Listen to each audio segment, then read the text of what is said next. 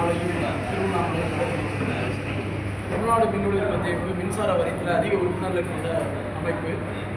இன்றைக்கு மின்சார வாரியத்தில் காலி பணியிடங்கள் நிரப்படாது இருக்கின்ற பணியாளர்களை வைத்துக்கொண்டு வேலை செய்கின்ற நடவடிக்கை என்பது இருக்குது. ஏறத்தாழ ஆரம்பகட்ட பதவிகளே 32,000 மேலே காலி இருக்குது. மொத்தம் 66,000 மேலே காலி பணியிடங்கள் என்பது வந்தாச்சு. இந்த ஆண்டும் அடுத்த ஆண்டும் ஏறத்தாழ ஒரு 7,000க்கும் மேற்பட்டவர்கள் வாரிய பணியிலிருந்து வயது மூப்பின் காரணமாக ஓய்வெடுக்கிறார். ஒரு பக்கம் மின் இணைப்புகள் அதிகரித்துக் கொண்டு வருகிறது. 3,38,00,000 மின் இணைப்புகள் இன்னைக்கு தமிழகத்தில் இருக்கிறது.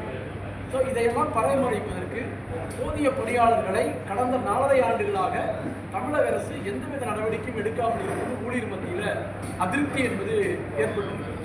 நாங்கள் தொடர்ந்து போராடுறோம்.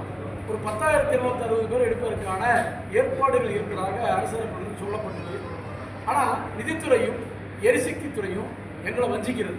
நிதிச்சுமையை காரணம் காட்டிக்கொண்டு பணியாளர்களை எடுக்காமல் கான்ட்ராக்ட் கேஷுவல் அவுட்சோர்சிங் முறைக்கு விடுவதற்கான நடவடிக்கை எடுத்து வருகிறது. இதற்கு எதிராக தொடர்ச்சியான போராட்டத்தை நாங்கள் நடத்தியிருக்கிறோம். சமீபத்தில் நீதிமன்றத்தில் கூட தமிழக அரசு மின்சார வாரிய நிர்வாகம் நாங்கள் விரைவில் எடுக்கிறோம் என்று கடந்த 9/7/2024 அன்று பதில் மனு சொல்லியிருந்து, ஆனால் இந்த நடவடிக்கை எடுக்கப்படல. இப்போ ஒரு 215 உதவி பொறியாளர்கள் மட்டும் டிஎன்பிசி மூலமாக எடுப்பதற்கான நடவடிக்கை என்பது வாரியம் எடுத்திருக்கு. கீழ்மட்டத்தில் வேலை செய்கிற காலத்தில் தடையில்லாத மின்சாரம், தரமான மின்சாரம், மக்கள் வாங்கும் விலையில் மின்சாரம் என்ற கோஷத்தை முன்வைத்து செல்கின்ற எங்களுடைய அமைப்பு இன்னைக்கு இந்த கூடுதல் பணிச்சுமையோடு ஊழியர்கள் வேலை செய்வதால நீங்கள் அனுதினமும் தொழிலாளி ஏதோ ஒரு முறையில் விபத்துக்குள்ளாகி மாண்டு போகின்ற நிகழ்ச்சி என்பது இருக்குது. ஆகவே காலி பணியிடங்களை உடனடியாக நிரப்பிட வேண்டும் என்ற கோஷத்தை முன்வைத்து நாங்கள் போராடுறோம்.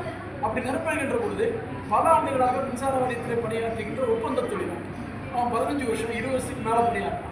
அவனை உண்மையான தொழிலாளியாக அடையாளம் கண்டு அவனை பணிநிறுத்தம் செய்யப்பட வேண்டும் என்ற கோரிக்கையும் நாங்கள் இதில் முன் வச்சிருக்கோம். அதே போல் பகுதி நேர தொழிலாளி அலுவலகம் சுத்தமாக இருக்கணும் இல்லை, அதை கூட ஆட்களை போடாமல் 100 ரூபாய் 200 ரூபாய் ஃபோர்மேன் ஆஃபீஸில் இருக்கிற ஸ்டாஃபுகள் எல்லாரும் வசூல் பண்ணி இந்த சுத்தம் செய்கின்ற ஏற்பாடு என்பது இருக்குது. துப்புரவு பணியாளர்களை, தூய்மை பணியாளர்களை அனைத்து அலுவலகத்துக்கு நியமிக்க வேண்டும் என்று சொல்லியிருக்கு. இது எல்லாத்தோட ஆபத்தாக ஸ்மார்ட் மீட்டர் திட்டத்தை கொண்டு போகிறாங்க. ஸ்மார்ட் மீட்டர் திட்டம் என்பது தனியார் மையத்தினுடைய ஒரு பகுதி என்ற முறையில் சிஐடி அதை ஏற்றுக்கொள்ளவில்லை. ரோடாக்ஸ் மெத்தடுக்கு போகாதீங்க. ரோடாக்ஸ் மெத்தட் என்று சொன்னால் மின்சார வாரிய நிர்வாகம் தனியாருக்கு டெண்டர் கொடுத்து அவங்களே கொண்டு வந்து மீட்டர் மாட்டுவாங்க, அவங்களே பராமரிப்பாங்க. அதற்கான கட்டணமாக மாத வாடகையாக நுகர்வோர் இடத்துல வசூல் செய்கின்ற ஏற்பாடு என்பது இருக்கு. ஸோ இதை நாங்கள் ஏற்றுக்கொள்ள முடியாது. அதே போல் இதில் இன்னொரு பிரச்சனைனா நேரத்துக்கு தெரிந்த மாதிரி கட்டணம் வசூலிக்கிற நடைமுறையும் இந்த ஸ்மார்ட் மீட்டரில் வரப்போகுது. ஆகவே இந்த திட்டம் தமிழக மக்களை பாதிக்கின்ற திட்டம், சிறு குறு தொழிலதிபர்களை பாதிக்கின்ற திட்டம் என்றதில் இந்த அனுமதிக்கக்கூடாது. அதே வேளையில் ஸ்மார்ட் மீட்டரை எங்ககிட்ட கொடுத்துருங்க. மின்வாரிய பணியாளர்கள் அந்த மீட்டரை மாட்டுவாங்க. இந்த பின்புலங்கள் இல்லாமல் அந்த பணியை நாங்கள் செய்ய முடியும், அரசு துறையாக இது பாதுகாக்க முடியுங்கிற அந்த விஷயத்தை நாங்கள் கையில் எடுத்து போராடிட்டு இருக்கிறோம். இது அரசு செவிசாய்க்க வேண்டும் என்று சொல்லியிருக்கிறோம். நாங்கள் தொடர்ச்சியான இயக்கம் பண்ணதுனால இப்போ அக்ரிகல்ச்சர் சர்வீஸு 100 யூனிட் கீழே 89 லட்சம் மின் இணைப்புகள் என்பது இருக்குது. இதில் எல்லாம் இந்த மீட்டர் மாட்டினா அரசுக்கு எந்த பிரயோஜனம் கிடையாது. அதே மாதிரி கைத்தறி, நெசவு, ஹட் சர்வீஸு, ஃப்ரீ சர்வீஸுக்கு இதுக்கெல்லாமே மாற்றினா பிரயோஜனம் கிடையாது. ஸோ அரசு அதை கவனத்தில் கொள்ளாமல் ஒன்றிய அரசு நிர்பந்திக்கிறது என்று சொல்லி இந்த விஷயத்தை இன்னைக்கு கொண்டு வருது. பிஜேபி ஆளுகின்ற மாநிலங்களும் சரி, பிஜேபி எதிர்கட்சியாக இருக்கக்கூடிய மாநிலங்களும் சரி, இன்னைக்கு பிஜேபி அரசு அது இந்த ஸ்மார்ட் மீட்டரை எதிர்க்குது. உதாரணத்துக்கு மேற்கு வங்காளத்தில் எதிர்த்து போராடிட்டு இருக்கிறாங்க. அப்படி இருக்கும் பொழுது தமிழக அரசு பிஜேபியினுடைய நடவடிக்கையை அமல்படுத்துகின்ற விதமாக, ஒன்றிய அரசு நடவடிக்கை அமல்படுத்துகின்ற விதமாக இந்த ஸ்மார்ட் மீட்டரை பொருத்தும் திட்டத்தை அமல்படுத்துவது என்பது ஏற்றுக்கொள்ள முடியாது என்று மின்வாரிய தொழிற்சங்கங்கள், குறிப்பாக சிஐடி சங்கம் அனைத்து பகுதி மக்களிடத்திலே கொண்டு செல்கின்றது இருக்குது. அரசு இதன் மீது கூடுதல் கவனம் செலுத்தி இந்த கோரிக்கையின் மீது தீர்வு காண வேண்டும். எங்களுடைய அமைப்பினுடைய 18வது மாநில மாநாடு வருகின்ற ஆகஸ்ட் 8, 9, 10 கடலூரில் நடக்க இருக்கிறது. அந்த கடலூர் மாநாட்டில் இந்த அரசுடைய நடவடிக்கைகள் மின்வாரியம் பொதுத்துறையாக நீடிக்க வேண்டும், தனியார் மையத்திற்கு செல்லக்கூடாது, காலி பணியிடங்கள் நிரப்பட வேண்டும் போன்ற கோரிக்கைகளை முன்வைத்து ஒரு தீர்க்கமான முடிவை எடுக்கப் போகிறோம் அந்த மாநாட்டில். ஸோ அரசு அதற்கு முன்பு இது தலையிட்டு சுமூகமான உறவை ஏற்படுத்த வேண்டும். இன்னைக்கு மின்சார வாரிய தொழிலாளி கொடுக்க வேண்டிய 1/2023 வழங்க வேண்டிய ஊதிய உயர்வை கூட காலம் தாழ்த்துகின்ற நடவடிக்கையாக அரசு இருக்கு. அதுக்கு அவர்கள் சொல்கின்ற காரணம் நிதி பற்றாக்குறை. நிதி பற்றாக்குறைக்கு மின்சார வாரிய தொழிலாளி காரணம் அல்ல. மின்சாரத்தை அதிக விலை கொடுத்து கொள்முதல் செய்வதனால தான் இந்த கடன் என்பது அதிகரித்து வருகிறது. இருக்கிறது. வாங்கன கடனுக்காக வட்டி மட்டுமே எங்களுடைய ஆண்டு சம்பளத்திற்கு இணையாக செலுத்துகின்ற நடவடிக்கையும் இருக்கிறது.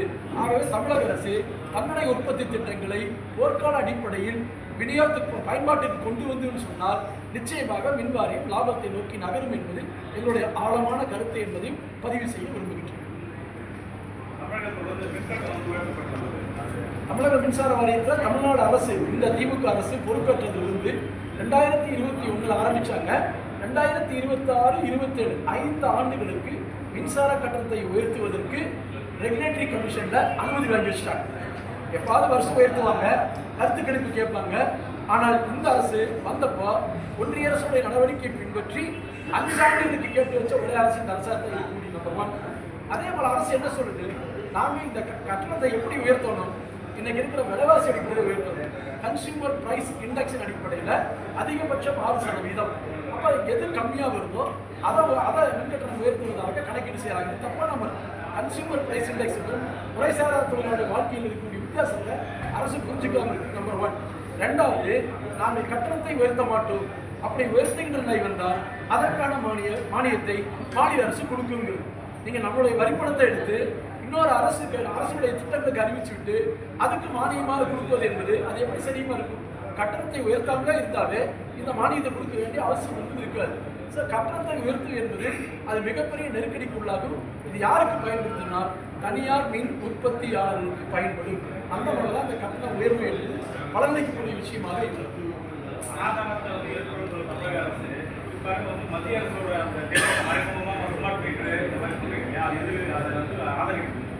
தொழிலாளி வர்க்கத்துக்கு எதிராக இருக்கக்கூடிய